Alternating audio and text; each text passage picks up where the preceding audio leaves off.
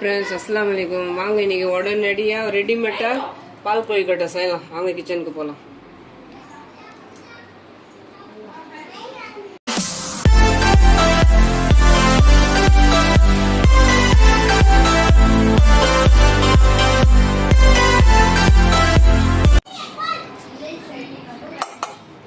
काल स्पून तूल उप्पु और कप पच्चरिसी माव रेशन अरिसी माव और कप अदे अलव पुळुंगल अरिसी इदु रेशन अरिसी पुळुंगल अरिसी पच्चरिसी माव रेंडुम इदु 2 स्पून கடலை எண்ணெய் எல்லாத்தையும் நல்லா மிக்ஸ் பண்ணிக்கலாம் ஒரு கட்டி வெல்லம் தூள் பண்ணி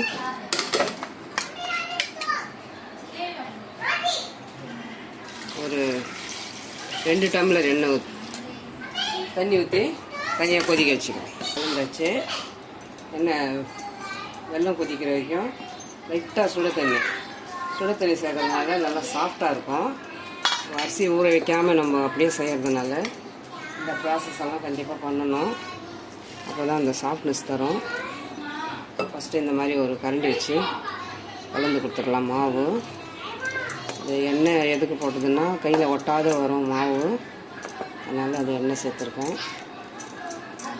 எல்லாமே கொஞ்சம் கரண்டியாலேயே கலந்து கொடுத்துக்கலாம் நல்லா கலந்துட்டு பிசைஞ்சிட்டு பார்க்கலாம் தக்காளி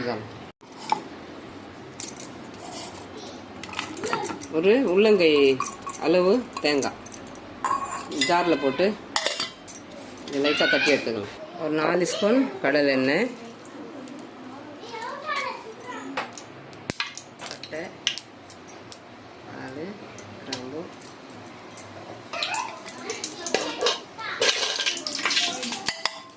வெங்காயம்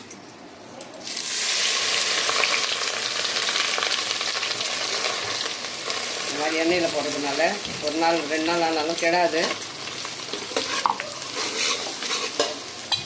ஊற வச்சேன் கடலை பருப்பு இதையும் சேர்த்து போட்டுக்கலாம் சீக்கிரம் வேகும்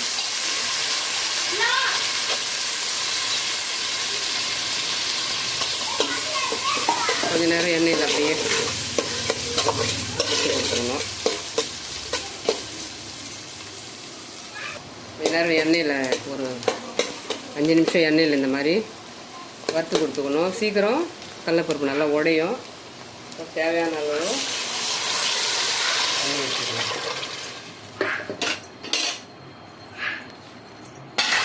காசனை வெல்லம்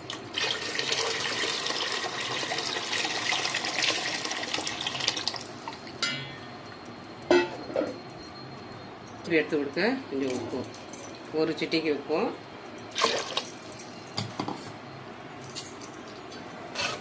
இனிப்பெல்லாம் சரியாக இருக்கான்னு ஒரு வாட்டி பார்த்துக்கணும் பத்தலைன்னா நம்ம சர்க்கரை கூட ஆட் பண்ணிக்கலாம் பிரச்சனை கிடையாது நல்லா கொதிக்கணும் அது வரைக்கும் இதனுடைய கொழுக்கட்டை ரெடி பண்ணிடணும் வச்சு சின்ன சின்ன உருண்டை மிளகாய் எடுத்து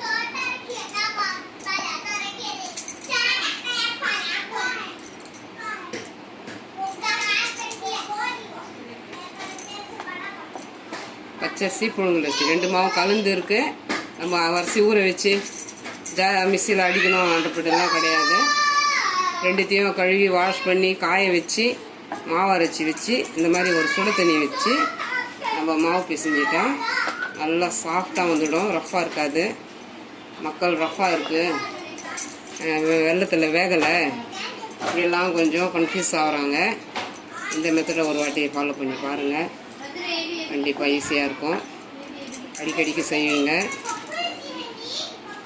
மொத்தத்தையும் பண்ணிவிட்டு பார்க்கலாம்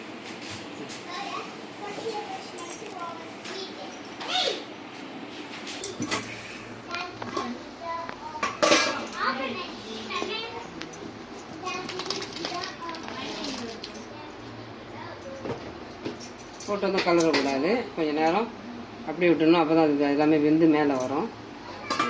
ஒரு பேட்ச்சு இந்த மாதிரி கொதிக்கணும். கொதிச்சா அது எல்லாமே ஒன்றோட ஒன்று ஒட்டாமல் மேலே வந்துடும்.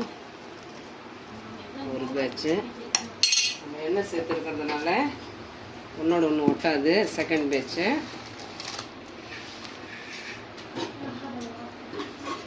ஒரு பக்கம் இருக்கட்டும். இந்த மாதிரி நம்ம முறுக்கு குழாவிலையும் உடனடி நம்ம ரெடி பண்ணணும்னு சொன்னால் இந்த மாதிரி முறுக்கு குழாவில் இந்த மாதிரி போட்டுட்டு சீக்கிரமாக உடனே இந்த ஒன்றுன்னா மாவு எடுத்து செய்கிறது உங்களுக்கு டைம் வேஸ்ட் ஆச்சுன்னா இந்த மாதிரி இது ஒரு மெத்தடு. இது நல்லா கலந்தும் இருக்கும், ஈஸியாகவும் இருக்கும். இந்த மெத்தடும் ஃபாலோ பண்ணிக்கலாம். இந்த ஒத்த கண்ணு வருது இல்லையா முறுக்கு தட்டு, அதை வச்சு இந்த மாதிரி மெத்தடும் ரெடி பண்ணிக்கலாம்.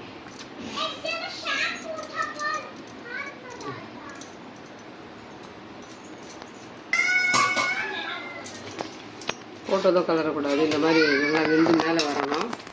போட்டதும் கலர்னிங்கன்னா உடஞ்சிடும், அதை பார்த்துக்கோங்க. நல்லா இந்த மாதிரி வெந்து மேலே வரணும்.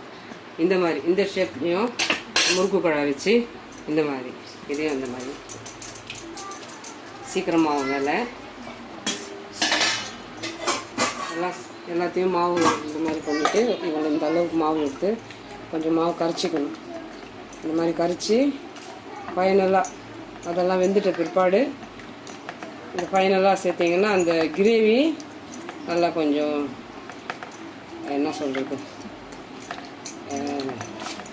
கிரேவியாக இருக்கும், திக்காக அந்த ஷேர்வா மாதிரி இருக்கும். இந்த ரெசிபிக்கு இது கண்டிப்பாக இந்த மெத்தடை ஃபாலோ பண்ணணும். ஃபைனலாக இந்த மாதிரி ரெடி பண்ணி போட்டேன். நல்லா வெந்துட்ட பிற்பாடு லாஸ்ட்டு இதை சேர்த்துட்டு கொஞ்சம் நேரம் வேக வைக்கணும். ஏன்னா இது போட்டதும் டைட் ஆகும்போது நம்ம கேஸ் ஆஃப் பண்ணிக்கலாம். ஒரு ஓரமாக இருக்கட்டும்.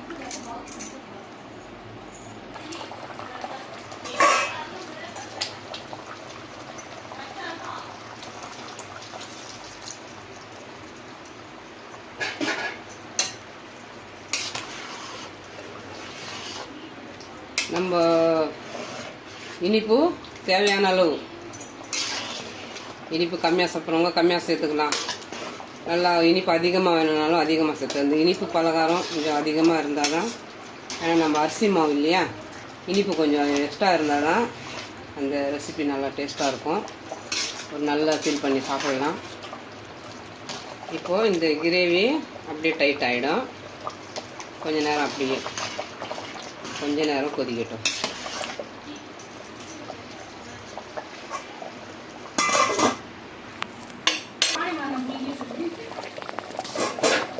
இந்த மாதிரி மாவு சேர்த்தது இந்த மாதிரி திக்காக வரும்.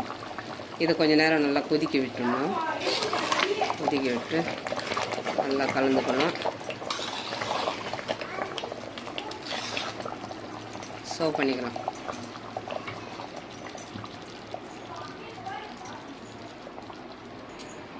அவ்வளோதாங்க, உடனடி ஒரு இனிப்பு பலகாரம் பால் கொழுக்கட்டை. இந்த மாதிரி ஒரு புழுங்கலரிசி பச்சரிசி மாவு ரெண்டுத்தையும் கலந்து இந்த மாதிரி சுட தண்ணி வச்சு அதில் கொஞ்சம் எண்ணெய், மாவில் எண்ணெயும் உப்பு கலந்து இந்த மாதிரி பண்ணிங்கன்னா ஒன்றோட ஒன்று ஒட்டாது.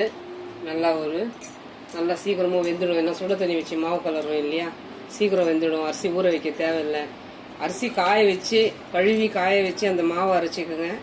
அரைச்சிட்டு இந்த மாதிரி உடனடியாக ஒரு கொழுக்கட்டை. இது வந்து காரமும் செய்யலாம், இனிப்பும் செய்யலாம், பாயா போட்டும் செய்யலாம். இதில் இன்ஷால்லா இன்னொரு நாளைக்கு அந்த ரெசிபி போடுறேன். இது வந்து இனிப்போ கண்டிப்பாக ரொம்ப குயிக்காக முடிக்கிற ஒரு இனிப்பு கொழுக்கட்டை. இந்த பால் பணியாரம் பிடிச்சிருந்துச்சுன்னா like, comment, share, bell button மறக்காமல் நல்ல உள்ளங்கள். பேகம் சேனலுக்கு சப்ஸ்கிரைப் பண்ணுங்கள். அஸ்ஸலாமு அலைக்கும்.